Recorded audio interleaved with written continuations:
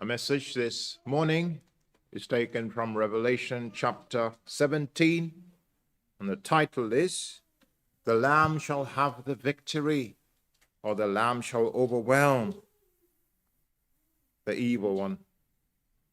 The Lamb shall have the victory. Now, previously, we were looking at Revelation chapter 16, which brought the fifth concurrent section of the book to its conclusion. Remember, there are 7 concurrent sections or phases, if you like, and they're always, as it were, cycling through the period between Christ's first coming and his second coming. 7 cycles showing that period in between the first coming and the second coming of the Lord Jesus Christ. And these cycles are highly symbolic. They use symbolic language, which should not be taken quite literally.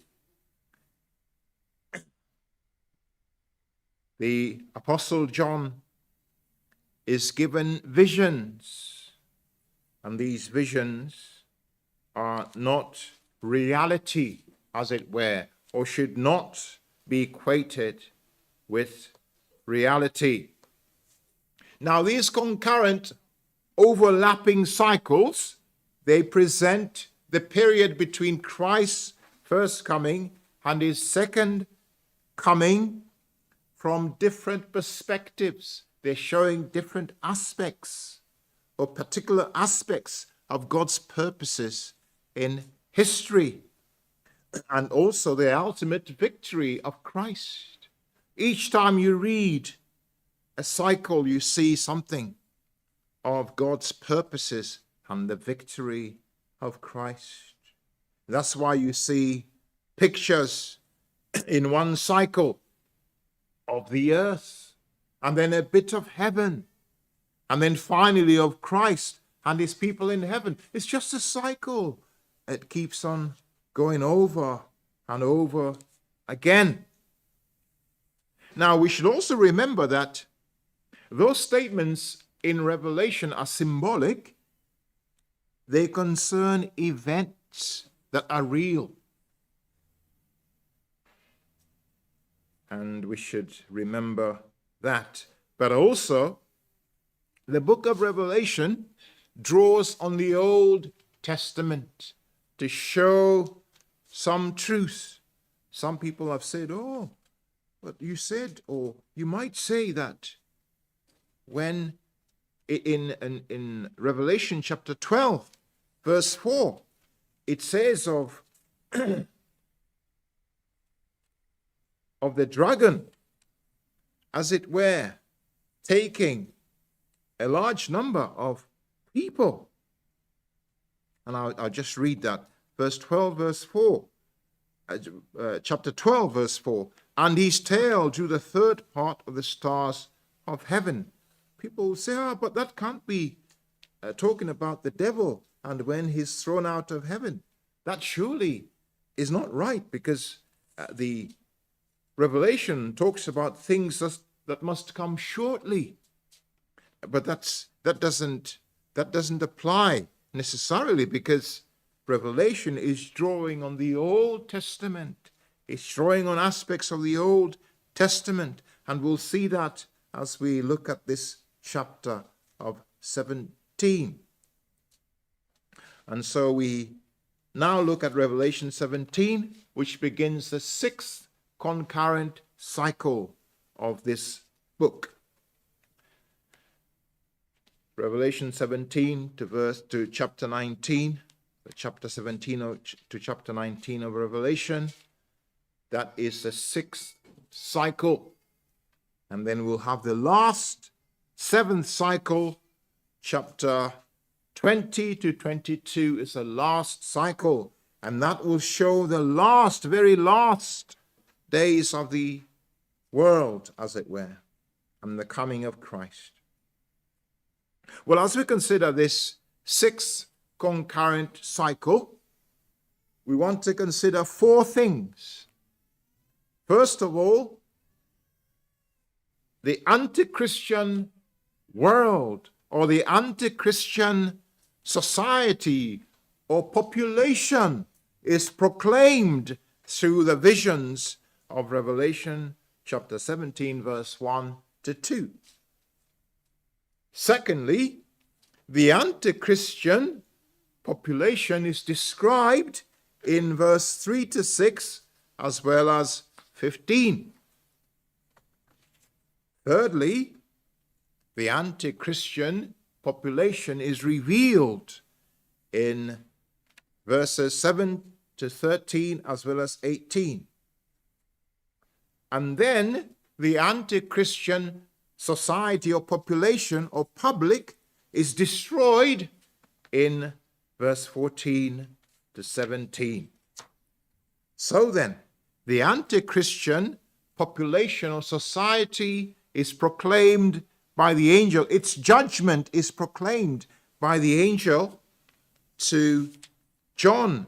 The angel tells John, one of the seven angels, which are the seven vials. He comes to John. He speaks to him.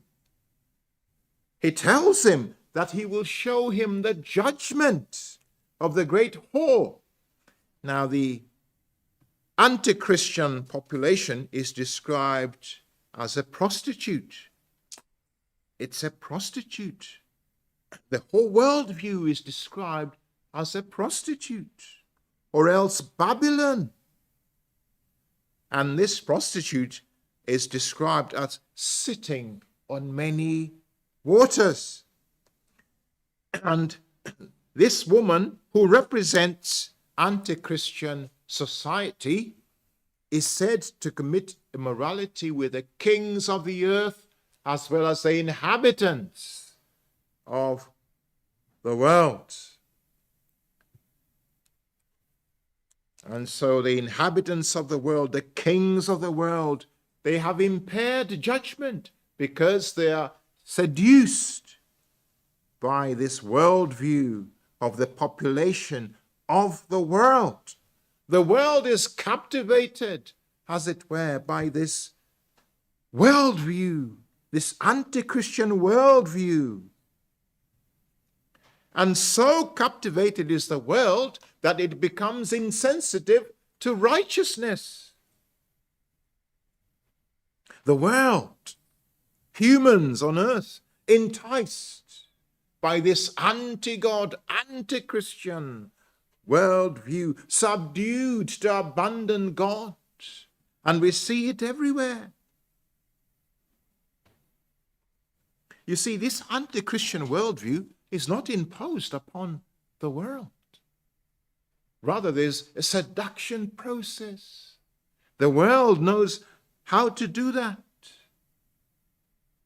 It intoxicates and captures the minds and hearts of men, women, boys and girls.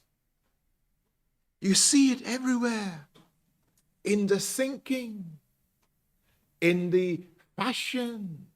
Don't look at your fashion, your clothing, and say to yourself, oh, I'm the one who's decided what this should be like, and so on. No, someone else out there has decided. In fact, a lot of the clothing in the fashion industry is designed for one purpose only, to seduce. And fashion designers have said that. They've admitted that they fashion clothing to seduce. That's the whole point. But you see, it's the whole worldview intoxicating the population. And the angel tells John, come and see this woman who's a prostitute. She's unfaithful. She doesn't care. She wants to draw people away from God. And so the anti-Christian, anti-God worldview proclaimed as judged or to be judged. But secondly, we see the anti-Christian worldview described from verse 3 to 6. She's described. The Apostle John is carried away into the desert or the wilderness to this vision in the Spirit. It's not a physical carrying away, it's a spiritual carrying away. And he beholds this vision. And he sees this woman that the angel had introduced to him. He has a visual view of her. What is she doing? She's sitting upon a scarlet or crimson-colored beast, red. Again, this is symbolic language. There isn't a woman anywhere in the wilderness sitting or going to sit on a beast, a red beast, colored beast.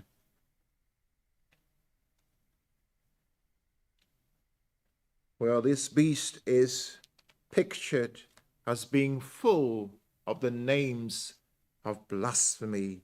It has 7 heads and 10 horns. Where have we seen that before? Revelation chapter 13. We saw that beast rising up from the sea, rising up from the abyss, from the bottomless pit.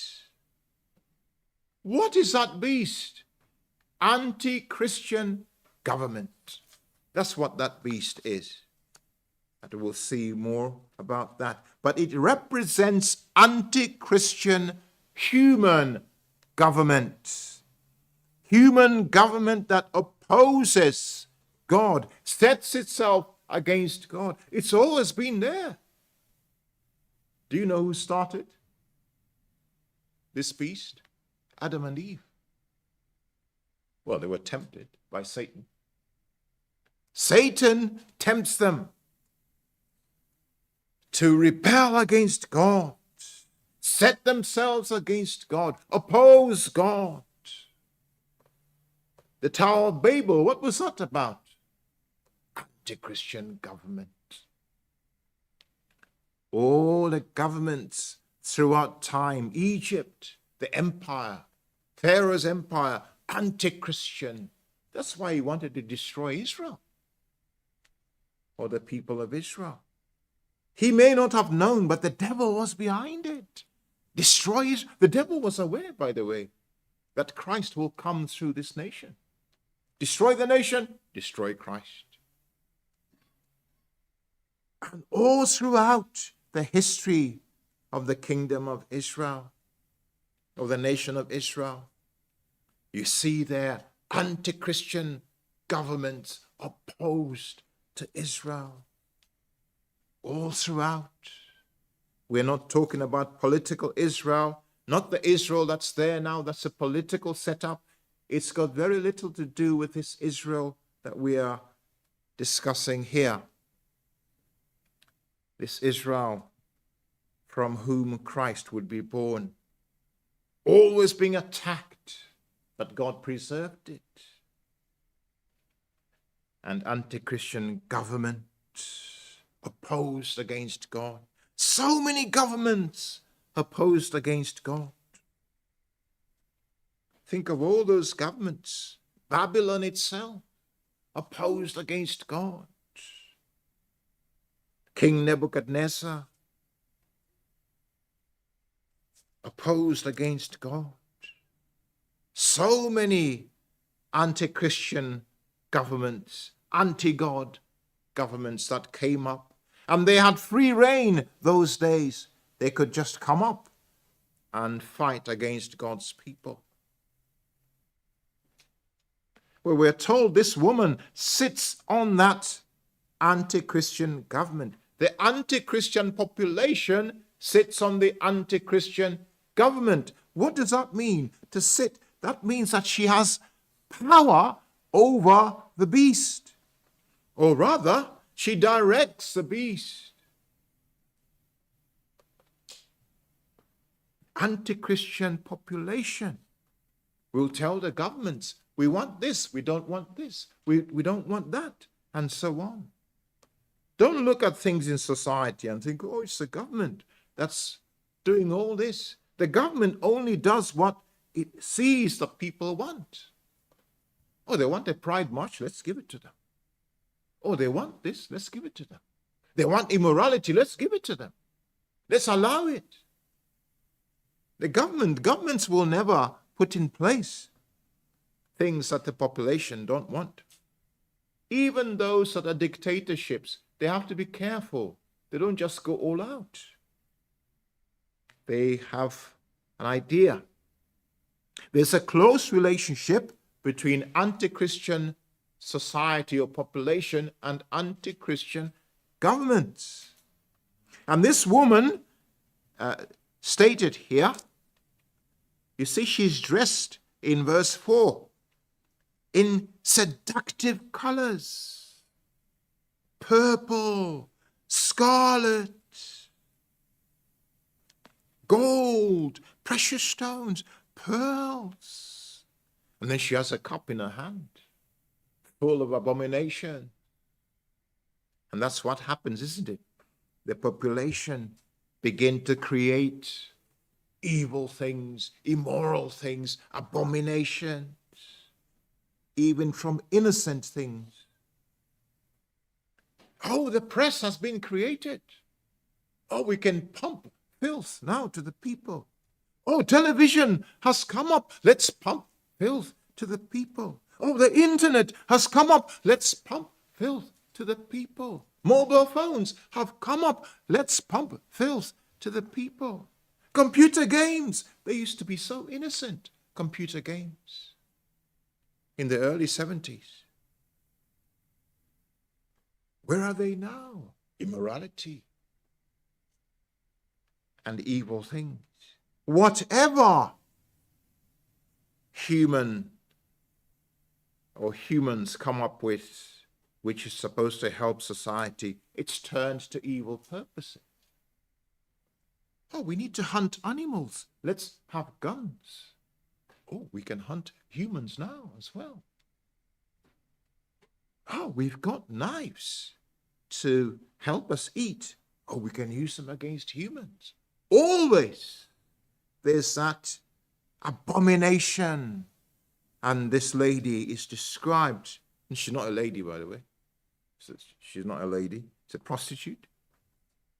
Anti-Christian worldview. And we are told that she sits on the waters. And those waters are described or explained to us as to what they are. We are told that those waters, they represent people, multitudes, languages. It's a worldwide picture. This woman is or represents the anti-Christian population in the world.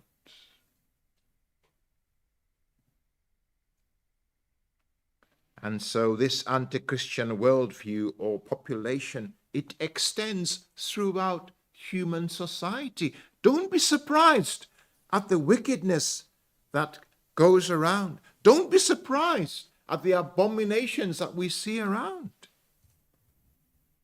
You should say the Bible says this will happen. We know why. The woman dressed in splendor. But the splendor conceals her true character. And prostitutes are like that, aren't they? Especially nowadays, they look decent, some of them. And they dress well and put on makeup, alluring. But they are full of immorality and abominations, just like this woman portrayed here. But verse 6 gives us even a darker view of her. Verse 5, obviously, we are told, upon her forehead was a name written. When Revelation speaks In fact, in general, the Bible speaks of the forehead in a symbolic way. It's talking about thinking, imaginations, character. What's her character like? She's Babylon the Great, the mother of harlots. She's unfaithful. She's an abomination. She's filled with immorality and abominations. In verse 6, she's drunk with the blood of the saints. What does that mean? Martyrs. Christians have been martyred, or shall we say God's people, from the very beginning. This woman influenced Cain to murder Abel. And so on it goes. Christians murdered. The people of God murdered for standing up for righteousness. And especially in the time after Christ, the Roman government murdered so many Christians, sending them to the lions, setting them alight. Some Christians were raised up into the sky, as it were, and used as lamps lit up because of this anti-God, anti-Christian population that is sitting on the beast. Ultimately, this anti-Christian worldview or population, it hates Christ and his people and wants to destroy them. And so revealed, and John says he wondered with great admiration, who is this woman? John is saying, she looks so great and powerful. But the angel says, no, don't be astonished. Why should this marvel cause you to marvel? And he explains what this is all about. He says in verse 7, I will tell thee the mystery, that which was hidden of the woman, and of the beast that carrieth her, which hath the 7 heads and 10 horns. Who is this woman? The great city. She is likened to a great city, Babylon. The worldwide anti-Christian population, that is the woman. She is more than a particular individual. She is a system. Human society organized in rebellion against God. That is the woman.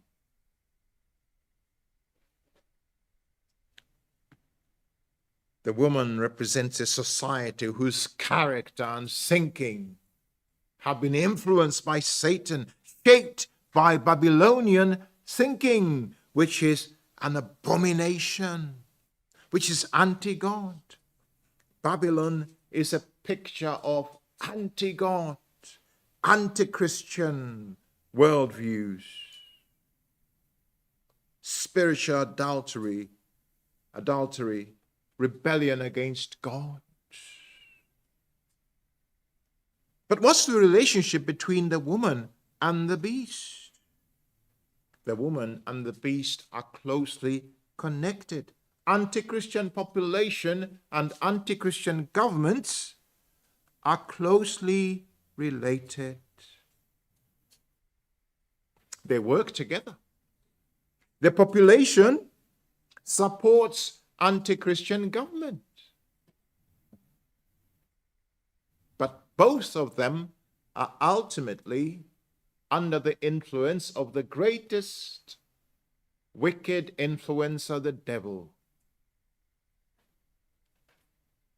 All those influencers on YouTube are nothing compared to the devil. He's the greatest wicked influencer. And by the way, this doesn't mean that the population and the governments are aware that the devil is playing them, is pulling the strings. They're not aware. The devil has a strategy. He's playing chess with the world. He moves a piece at a time.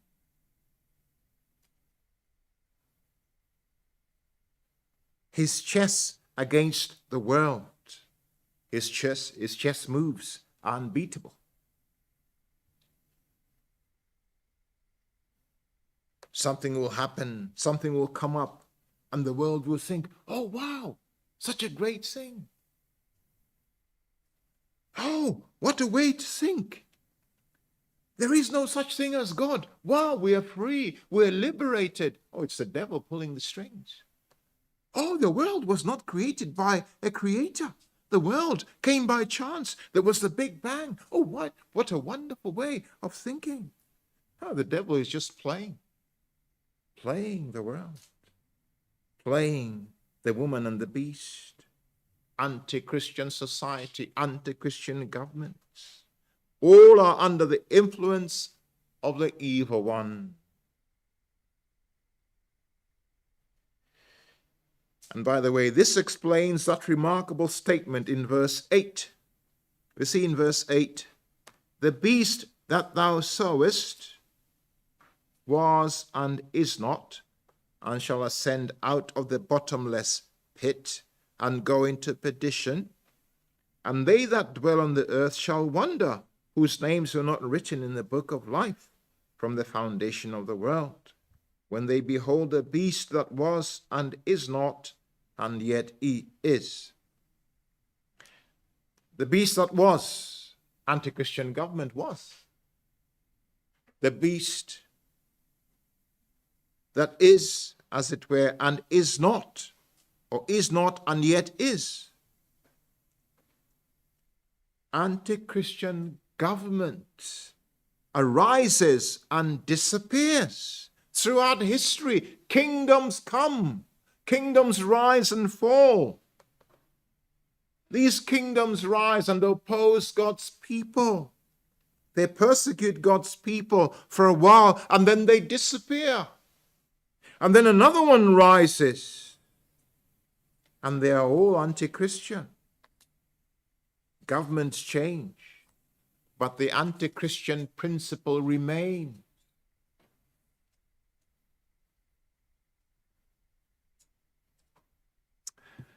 But then there comes a point when the relationship between the woman and the beast change. A time when the relationship between anti-Christian government and anti-Christian society changes. Verse 13 says,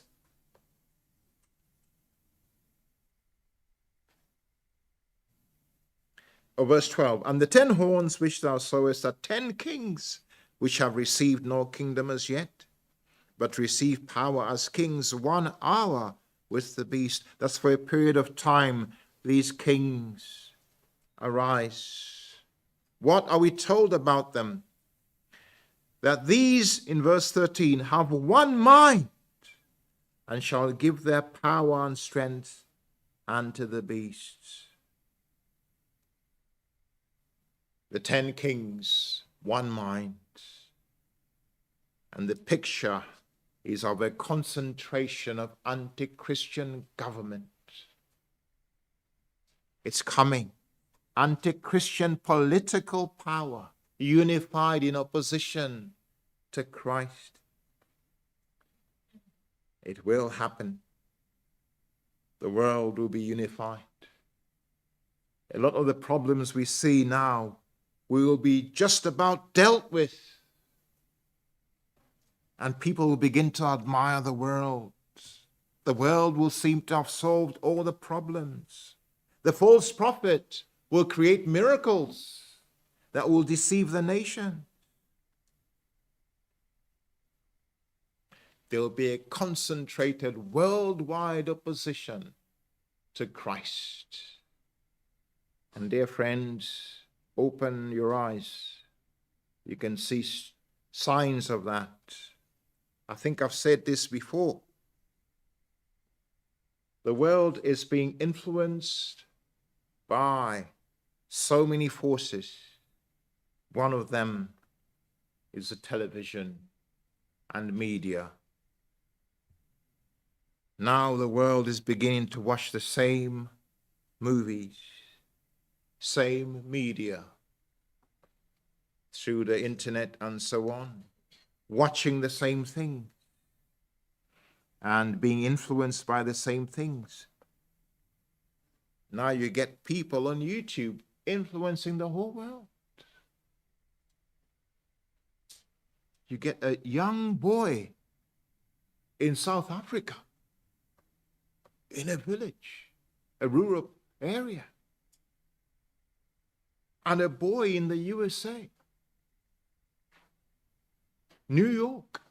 That boy in South Africa and the boy in New York, they're looking at the same media. They are listening to the same influencers. They comment on the same influencers. They are being shaped to think in similar ways. Think of the word inclusion, inclusivity. You hear it everywhere. Oh, inclusion, DEI, and so on. In countries you didn't expect it to happen or take place or be spoken of. DEI, even in rural places in Africa, DEI. Where did you get that information from? Oh, yeah. Influence. And this is slowly happening. Children's education influenced by UNESCO. Have you heard of UNESCO? They are the ones who create curriculum for every education establishment in the world. They may say, no, we don't, but you see it.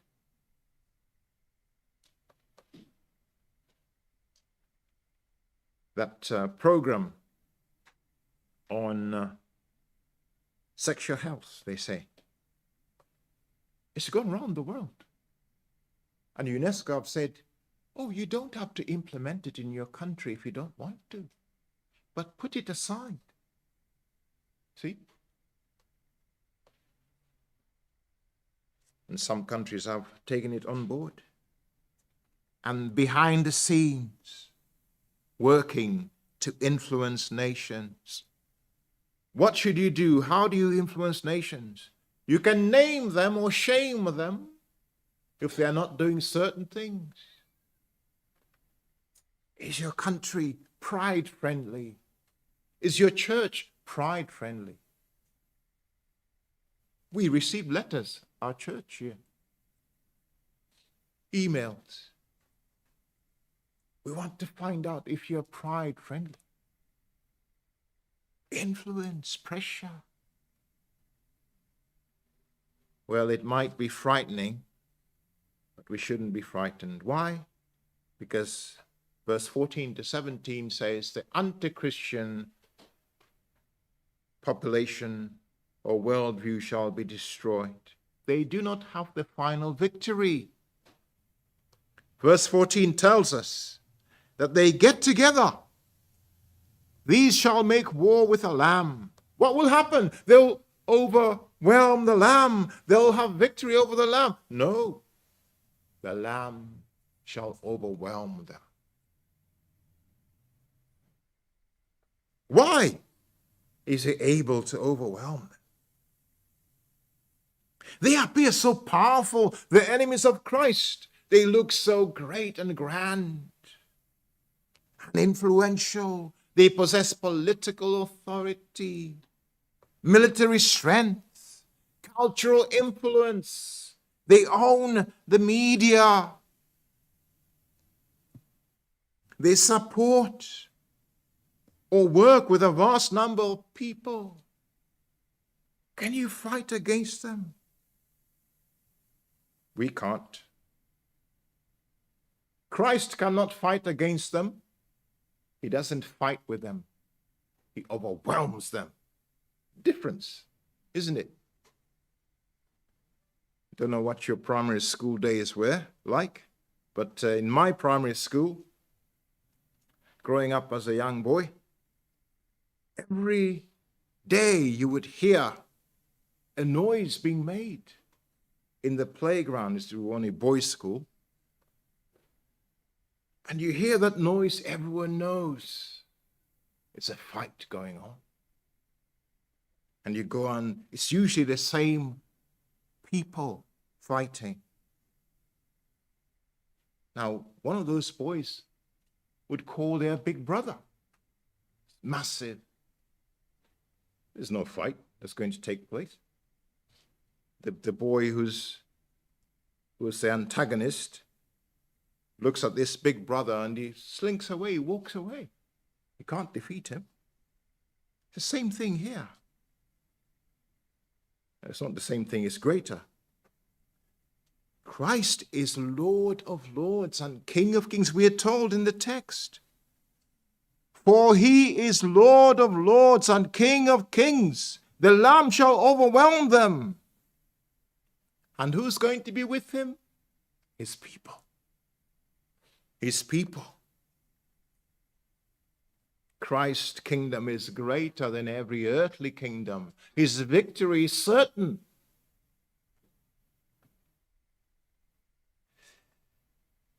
And we see something else happening.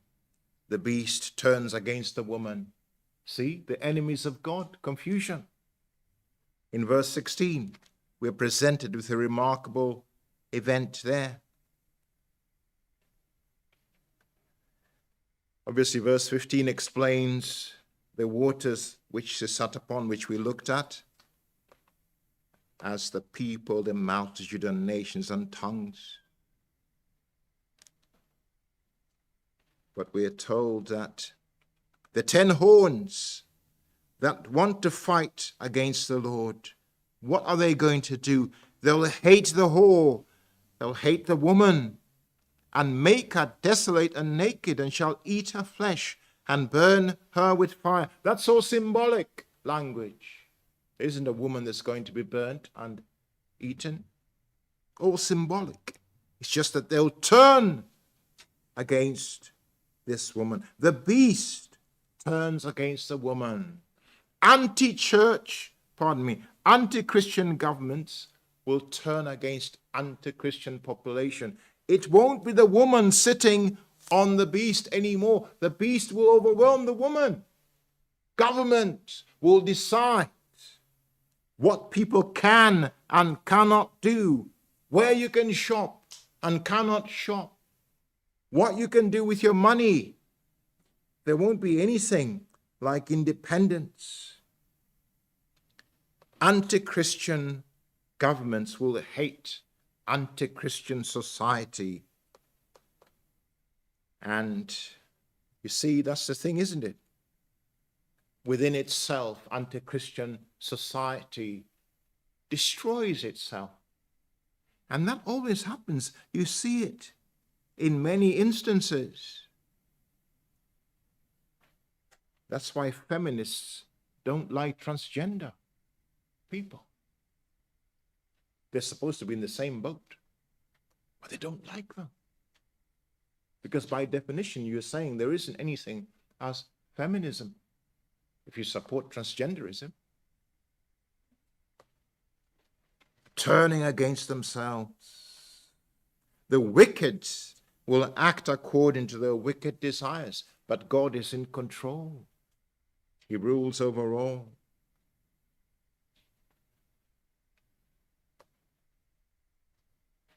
But look at this in verse 17. Who is in charge? God. For God hath put in their hearts to fulfill his will. God is the one who has the final authority. He has planned everything from eternity past. And Satan cannot play chess against God. Impossible. God is eternal, knows the beginning from the end. He's created all things. Satan is just a creation of God. He can't do anything against God and succeed forever. God will have the ultimate victory. It's lovely, wonderful, for God hath put in their hearts to fulfill his will and to agree and give their kingdom unto the beast. Until when? The word of God is fulfilled. Until the words of God may be fulfilled, shall be fulfilled. God is on the throne. Our time's gone. What can we learn from this, dear brethren? Firstly, the world is deeply deceived by an anti-Christian worldview. The world, as we know it, is intoxicated. And as Christians, we should be careful that we're not being drawn by the world and dabbling with its intoxication. The world, it, as it were, seduces people through media, music. Don't think music is neutral. There isn't such a thing as neutral music. Music is not neutral. If you listen to rock music, there's an agenda behind that. Pop music, rap music, there's an agenda behind it all. You're there listening to worldly music. There's an agenda. All the lyrics, there's an agenda.